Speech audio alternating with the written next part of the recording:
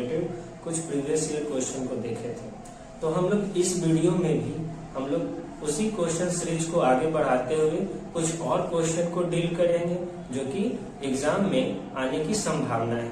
तो आइए इस वीडियो में हम लोग कुछ क्वेश्चन को देखते हैं, जिसमें हमारा पहला क्वेश्चन क्या कहता है कि 0.25 के ऊपर रेकरिंग है, जिसको हमको फ्रैक्शन फॉर्म में लिखना है या सिंपलेस्ट फॉर्म में, या तो कभी कभी हमसे क्वेश्चन में कहता है कि इसको रेशनल नंबर फॉर्म में भी लिखना है।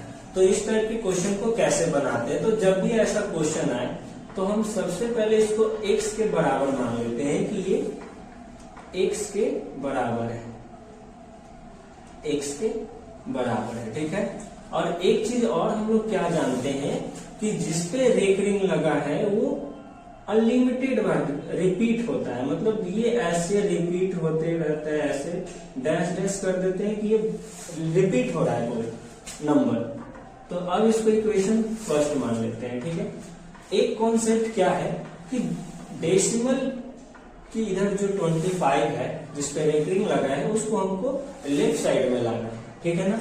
यानी अगर हम बात बोल रहे हैं डेसिमल है और डेसिमल के इस साइड जो है मेरा लेफ्ट है और इधर अगर राइट है, तो ध्यान से देखिए, अगर हम कुछ ऐसे नंबर को लेते हैं, अगर आपका मन है कि हम डेसिमल के इधर राइट साइड में एक नंबर को या एक डिजिट को हम इधर लाएं, तो इसमें आपको 10 से मल्टीप्लाई करना होगा, ठीक है। और अगर यही चीज को अगर दोनों नंबर को अगर आपको इधर राइट साइड में लाना है तो आपको 100 से मल्टीप्लाई करना होगा, ठीक है। सेम चीज यहाँ पर भी होता है कि जो जिसपे रेकरिंग लगा हुआ है या बार लगा हुआ है, सबसे पहले उसको हम लोग राइट साइड लाने की कोशिश करते हैं। तो राइट साइड लाने के लिए हमको क्या देखना होगा कि दो नंबर पे रेकरिंग लगा हुआ है तो हमको 100 से मल्टीप्लाई करना होगा। तो इसको क्या लिखेंगे?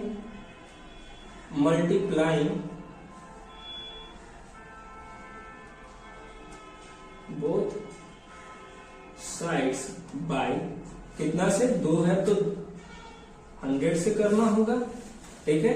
तो अब इक्वेशन फर्स्ट में, तो इक्वेशन फर्स्ट में अगर हम 100 से मल्टीप्लाई करेंगे LHS तरफ तो 100x हो जाएगा, RHS तरफ करें तो हम इसको जीरो के तरफ जो है ये 25 आ जाएगा और इधर 25 तो अनलिमिटेड बार रिपीट होता है, तो इसको हम लोग ऐसे लिख सकते हैं।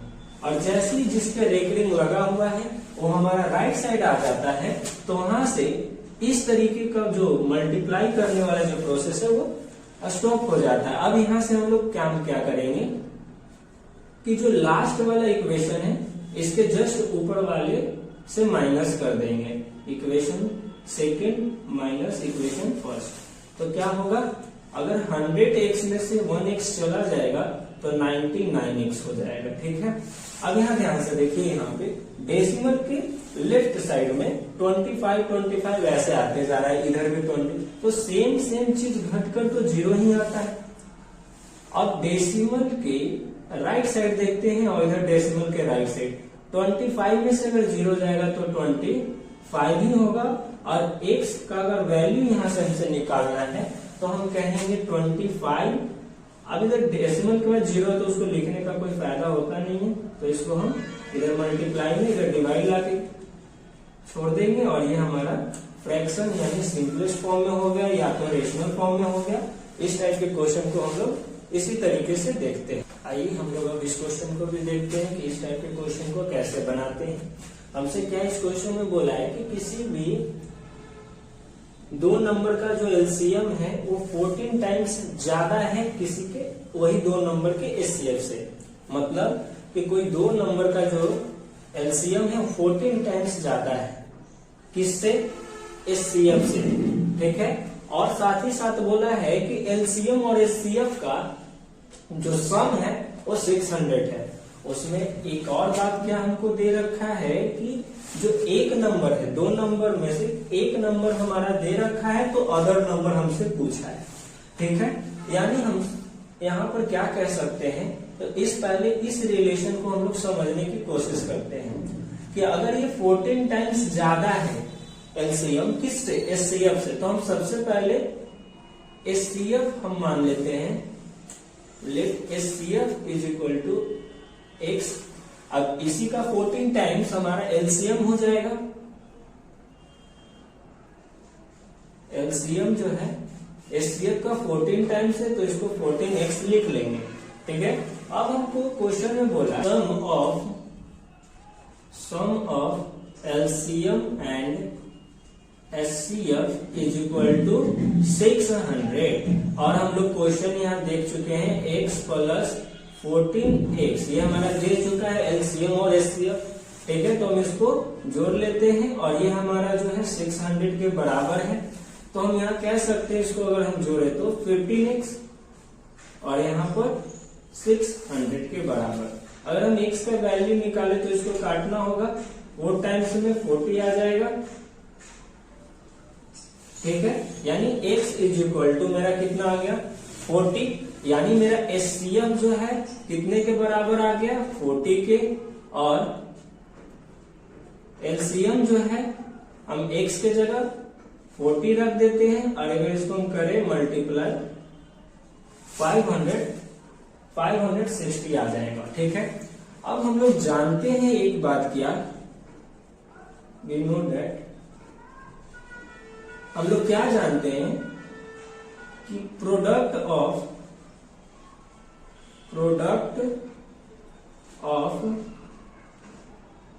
To number is equal to LCM into HCF। ठीक है, यानी प्रोडक्ट ऑफ टू नंबर जिसमें एक नंबर हमको दिया हुआ है 280 और एक हमको नहीं पता है, यानी सेकेंड नंबर सपोजिट हमको निकालना है ना, तो सेकेंड नंबर इसको हम लोग लिख लेते हैं। LCM हम लोग निकाल चुके हैं कि 560 है और HCF जो है 40 है। अगर हम यहाँ से सेकेंड नंबर निकालना है तो इसको हमको राइट साइड तरफ भेजना होगा, यानी इसको इधर मल्टीप्लाई है तो इधर डिवाइड में। अब यहां से ध्यान से देखिए, अगर हम इसको 0 से 0 काट दें इसको 2 टाइम्स में, यानी हमारा इसको अगर मल्टीप्लाई कर देते हैं तो हमारा सेकेंड नंबर जो है 80 के बराबर आ जाएगा, जो कि हमारा यही आंसर हो गया। सेकेंड नंबर हमसे पूछा ही था। आइए अब हम लोग इस क्वेश्चन को भी देखते हैं। क्या बोला है कि ये जो हमारा जो गिवन नंबर है ये हमसे पूछ रहा है, एक्सप्लेन करना है कि ये प्राइम नंबर है या कंपोजिट नंबर। ठीक है, तो इसको सबसे पहले हम लोग क्या कर लेते हैं, let x is equal to 3 into 5 into 13 into 46 plus 23। ठीक है, इसमें हम लोग एक और काम क्या करते हैं कि जो ये हमारा इवन नंबर है इसको फैक्टर कर लेते हैं। तो इसको हम लोग क्या लिख सकते हैं 2 इंटू 23। ठीक है, हम लोग इसको इसलिए किए कि इन दोनों में से हमको कुछ ना कुछ कॉमन लेना है।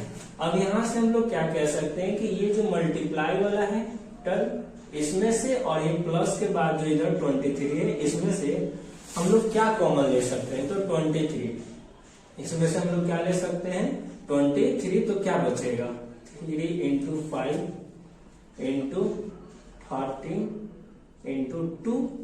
अब ये तो निकल चुका, यहाँ पर 1 बचा।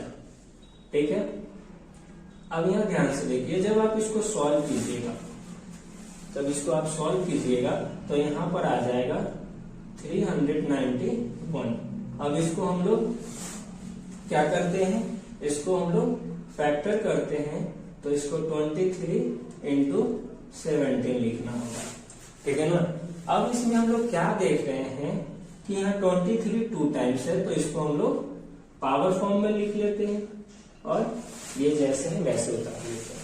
तो अब हम लोग एक बात जानते हैं, प्राइम नंबर किसको कहते हैं, जिसका फैक्टर जो है एक या तो वो अपने आप से ही कर जाए तो वो प्राइम नंबर है। जैसे हम कह सकते हैं कि 2 जो है हमारा प्राइम नंबर है, क्योंकि इसका फैक्टर एक 1 है और एक 2 है, यानी ये 1 से कटेगा या तो 2 के टेबल से कट जाएगा। इसी तरीके से 3 को कह सकते हैं या तो 1 क्या होगा या तो 3 है, इसीलिए सभी को हम लोग प्राइम नंबर कहते हैं। तो जो ये प्राइम नंबर है नहीं, क्योंकि ये 23 से कट रहा है और एक 17 से कट रहा है, मे भी हम यहाँ पर 1 कर देते हैं, तो उससे हमारे तो यहाँ से साफ साफ पता चल रहा है कि 2 नंबर से ज्यादा से कट रहा है, 1 से, 17 से और 23 से। तो हम यहाँ कह सकते हैं it is a composite number, है ना, यानी यह जो है एक कंपोजिट नंबर है। इसको हम लोग और क्या लिख सकते हैं, because it's factor are 23 and 27। आइए हम लोग इस क्वेश्चन को भी देखते हैं कि हमसे क्या पूछना चाहता है और इस टाइप के क्वेश्चन को हम लोग कैसे बनाते हैं। तो क्या है कि प्रूव करना है कि √5 जो है एक इरेशनल नंबर है, जो कि हमसे ये 2019 और 20 दोनों में पूछ रखा है। तो इसको कैसे बनाते हैं, ठीक है। तो सबसे पहले जो हमको प्रूव करना है, यानी रेशनल नंबर प्रूव करना है, तो जस्ट इसके उल्टा हम लोग इसको मानते हैं। जैसे let √5 be a rational number, ठीक है। अगर जब हम इसको रेशनल नंबर माने हैं तो इसको हम p/q के बराबर लिख सकते हैं, बट यहां पर हम लोग कुछ लिखना होगा कि यहां जो है ना p और q है, p एंड q आर को prime number and Q not is equal to 0। यानी को प्राइम नंबर कहने का मतलब कि जिसका कॉमन फैक्टर 1 हो, यानी हम कह सकते हैं 3 और 2 हमारा दोनों क्या है, एक को प्राइम नंबर है। यानी इसमें को प्राइम का एक कंडीशन होता है कि को प्राइम नंबर्स का HCF 1 होता है। 1 कहने का मतलब फैक्टर 1, यानी फैक्टर 1 कहने का मतलब कि जब भी ये दोनों नंबर कटेगा तो 1 से कटेगा, यानी 1 के अलावा कुछ नहीं, ठीक है। तो हम लोग यहाँ पर क्या ले लिए हैं कि P और Q जो है को प्राइम नंबर है। अब ऐसे में हम लोग क्या करेंगे, स्क्वायरिंग ऑन बोथ साइड, दोनों तरफ स्क्वायर करते हैं। इधर हम स्क्वायर कर दिए, इधर भी, ठीक है। अच्छा, अगर हम √5 का अगर स्क्वायर करते हैं तो ये 5 आ जाता है, इधर करें तो p² और ये q² के बराबर, ठीक है। ये इधर डिवाइड में है, इधर जाएगा तो मल्टीप्लाई हो जाएगा ये। अब ये p² का जो हम कह सकते हैं कि ये 5 × q² एक तरह से फैक्टर है, यानी हम इसको ऐसे कहना चाहते हैं कि ये एक प्रकार का फैक्टर फॉर्म में आया है ना, प्राइम फैक्टर फॉर्म में होगा, ठीक है ना। यानी ये इधर जो मल्टीप्लाई में इधर आएगा तो डिवाइड में ऐसे, और ये बटा के नीचे लिखने का मतलब कि कहीं ना कहीं ये 5 जो है p² को डिवाइड दे रहा है ना। तो हम यहाँ क्या कह सकते हैं कि 5 डिवाइड्स p², ठीक है। तो थ्योरम के अकॉर्डिंग हम कर सकते हैं 5 जो है डिवाइड देगा p को भी, है ना। अब हम लोग क्या करेंगे, इसको इक्वेशन 1 मान के चलते हैं, जरूरत पड़ने पर इसका यूज करेंगे। अब हम लोग को एक चीज मानना होगा, लेट ये जो p इक्वेशन में p दिख रहा है, जो हम लोग जो p के इक्वल जो यहाँ पर है, तो ये जो p है ना, इसके बराबर हम लोग कुछ मानते हैं। तो यहाँ कैसे मानेंगे, तो यहाँ देखेंगे इक्वल में 5 है तो इधर भी हम 5 लिखेंगे, और q² है तो यहाँ पर m मान लेंगे। यहाँ एक चीज और लिखेंगे, हियर m इज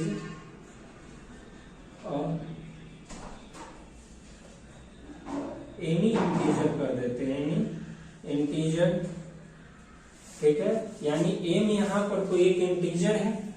तो अब हम लोग क्या करते हैं, इक्वेशन 1 में जो है हम इसको p का वैल्यू रखते हैं, यानी 5q है जो पहले हम इसको लिख लेते हैं,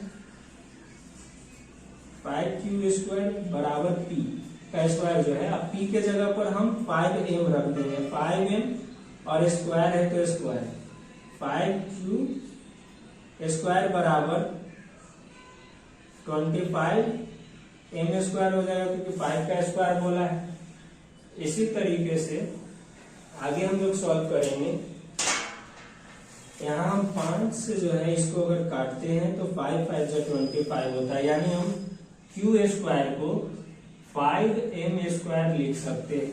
5m स्क्वायर जो बचे, तो हम यहाँ पर भी कह सकते हैं कि इसका ये फैक्टर आया है, यानी हम लोग कह सकते हैं कि क्यू स्क्वायर का ये फैक्टर है, प्राइम फैक्टर। यानी यहाँ जो p है, q है जो, ये इधर अगर आएगा तो इधर डिवाइड में हो जाएगा, यानी ये कहने का मतलब ये क्यू स्क्वायर को ये काट रहा है ना। तो इसको हम लोग कह सकते हैं कि 5 divides Q square. According to theorem कि ये 5 जो है क्यू को भी डिवाइड करेगा। तो हम लोग देख रहे हैं कि डिवाइड करने का मतलब उसमें कॉमन फैक्टर यानी हमको 5 मिल रहा है, यहाँ भी हमको 5 मिल रहा है। जबकि हम लोग माने थे कि को प्राइम नंबर यानी एचसीएफ यानी फैक्टर जो है 1 मिलेगा, जबकि यहाँ 5 मिल रहा है। तो हम लोग यहाँ कह सकते हैं कि 5 is the common factor of both P and Q, which means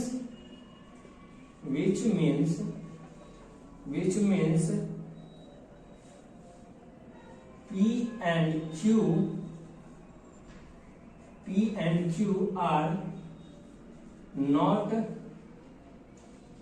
co-prime number, यानी 5 कॉमन मिल रहा है, यानी ये हम लोग जो माने हैं ये गलत, यानी हमारा माना हुआ जो P और Q जो है कि को प्राइम नंबर है ये गलत है। इसका मतलब हम कह सकते हैं, इसलिए हम लोग क्या कह सकते हैं, इसलिए कहेंगे आवर assumption इज रॉन्ग, ठीक है ना। यानी हमारा माना हुआ जो है, जो हम माने थे कि ये रेशनल नंबर है, वो भी गलत हो जाएगा। इसलिए therefore इसलिए हम लोग क्या कह सकते हैं, we can say that under root 5 is an irrational number, है ना। यानी सबसे आसान तरीके से हम लोग इस क्वेश्चन को देख लिए हैं, और इस टाइप का क्वेश्चन हर साल एग्जाम में आता है, तो इस पर आप ज्यादा ध्यान देंगे। इस टाइप के और भी जो क्वेश्चन होंगे उसका आप प्रैक्टिस करेंगे। आइए हम लोग इस क्वेश्चन को भी देखते हैं। हमसे ये क्या पूछ रहा है कि find the value of HCF और एलसीएम का प्रोडक्ट बाय ए बी, है ना। यानी यहाँ से इस टाइप का क्वेश्चन को बनाने से पहले हम लोग कुछ जानते हैं, एक फॉर्मूला हम लोग क्या जानते हैं कि product of two number is equal to LCM into HCF, ठीक है।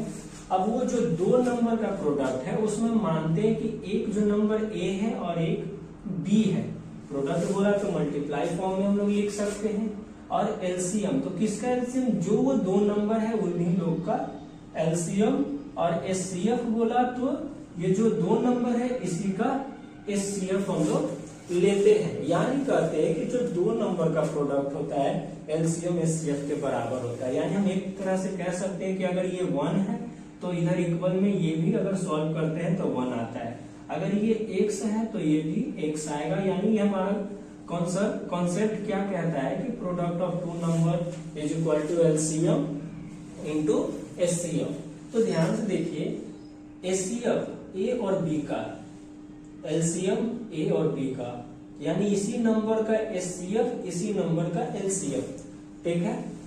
और उसका प्रोडक्ट ए और बी का प्रोडक्ट हम जानते हैं कि ये जो जितना भी होगा, मान लीजिए एक यूनिट मानते हैं, प्रोडक्ट भी 1 होगा, तो यही चीज दिया है। यानी हम कह सकते हैं कि ये जो ऊपर वाला कुछ भी होगा, हम मान लेते हैं एक है या x मान लेते हैं, तो उसका प्रोडक्ट भी एक ही के, क्योंकि ये दोनों आपस में बराबर हैं, कटने के बाद एक आएगा। यानी कोई बच्चा चाहे तो हम x माना तो नीचे वाला भी x होगा, क्योंकि प्रोडक्ट ऑफ टू नंबर बराबर, इसका प्रोडक्ट बराबर होगा एलसीएम और एचसीएफ का। क्योंकि यहाँ पर ध्यान से देखिए ए बी का ही एलसीएम और एचसीएफ दोनों दे रखा है, तो अगर ये भी कटेगा तो 1, यानी ऐसी चीज का जो आंसर होगा 1 होगा, जो कि ये ऑब्जेक्टिव टाइप में पूछता है। तो हम लोग इस वीडियो को अब यहीं पे समाप्त करते हैं। अगर ये वीडियो आपको अच्छा लगा हो तो आप लाइक करें, सब्सक्राइब करें और अपने दोस्तों तक भी इस वीडियो को भेजें ताकि उनको भी हेल्प मिल सके। Thank you.